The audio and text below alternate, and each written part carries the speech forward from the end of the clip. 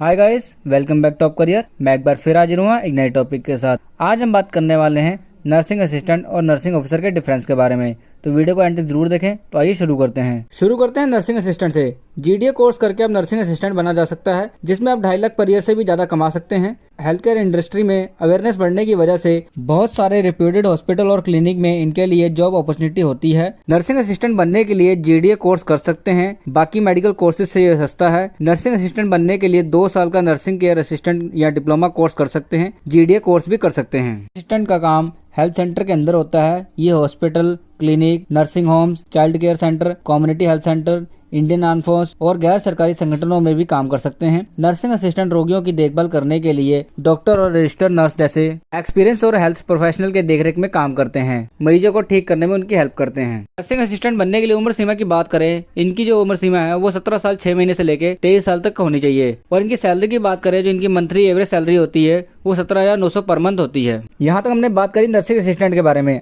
अब जानते हैं नर्सिंग ऑफिसर के बारे में। नर्सिंग ऑफिसर बनने के लिए आपको किसी भी मान्यता प्राप्त विश्वविद्यालय से बीएससी नर्सिंग कोर्स कंप्लीट करना होगा। कोर्स पूरा होने के बाद किसी भी हॉस्पिटल में से 2 से 3 साल का इंटर्नशिप ट्रेनिंग करना होगा, क्योंकि नर्सिंग ऑफिसर बनने के लिए 2 साल का एक्सपीरियंस होना भी जरूरी है। इसके बाद आपको नर्सिंग ऑफिसर के पद के लिए अप्लाई करना होगा। नर्सिंग ऑफिसर बनने के लिए रिटन एग्जाम और इंटरव्यू क्लियर करना होगा। फिर आप एम्स जैसे हॉस्पिटल में या फिर किसी भी प्राइवेट हॉस्पिटल में नर्सिंग ऑफिसर बन सकते हैं। इसके लिए जो एज लिमिट है वो 18 साल से 30 साल के बीच होनी चाहिए आपकी। बात करते हैं नर्सिंग ऑफिसर के काम के बारे में। तो नर्सिंग स्टाफ की भर्ती करना, अलग अलग डिपार्टमेंट और वार्ड में स्टाफ नर्स की ड्यूटी लगाना, स्टाफ की शिकायतें सुनना और निपटारा करना, नर्सिंग ऑफिसर को पेशेंट की भर्ती से लेकर डिस्चार्ज तक करने की रिपोर्ट तैयार करना और रिपोर्ट अपने सीनियर ऑफिसर को भी देनी होती है। और अगर आप चाहें तो जीएनएम करके भी नर्सिंग ऑफिसर बन सकते हैं, बस 2 साल का एक्सपीरियंस भी होना चाहिए। बात करते हैं सैलरी के बारे में। तो नर्सिंग ऑफिसर की जो सैलरी होती है वो नर्सिंग असिस्टेंट के मुकाबले ज्यादा होती है। नर्सिंग ऑफिसर की जो एवरेज सैलरी होती है वो 20,000 से लेकर 30,000 होती है एज ए एवरेज। ये प्राइवेट हॉस्पिटल की सैलरी है। और वहीं आप गवर्नमेंट हॉस्पिटल जैसे एम्स में नर्सिंग ऑफिसर बनते हैं तो आपकी करीबन जो सैलरी होगी वो 44,900 पर मंथ हो सकती है। इसके अलावा सरकारी सुविधा भी दी जाती है। के बारे में, तो नर्सिंग असिस्टेंट मरीजों के साथ काम करते हैं और वहीं नर्सिंग ऑफिसर जो होते हैं वो हॉस्पिटल के नर्सिंग स्टाफ के साथ काम करते हैं। इनके काम भी ऑफिसर लेवल के होते हैं और इनकी सैलरी भी नर्सिंग असिस्टेंट से ज्यादा होती है।